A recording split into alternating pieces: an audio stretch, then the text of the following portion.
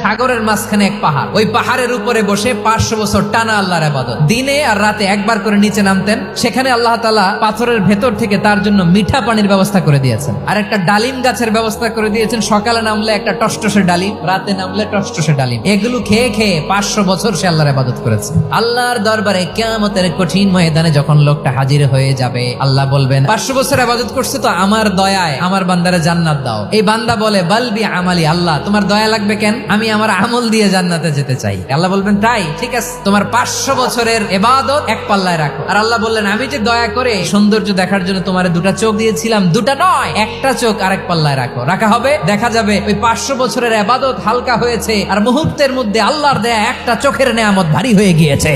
ফলাফল দেখো, হিসাব বলে তুমি এখন জাহান্নামে যাবা, যাও এবার জাহান্নামে যাও। এবার লোকটা কাচুমাচু করে বলে আল্লাহ এবার আমি বুঝতে পেরেছি তোমার দয়া ছাড়া দুনিয়ায় কেউ জান্নাতে যেতে পারবে না।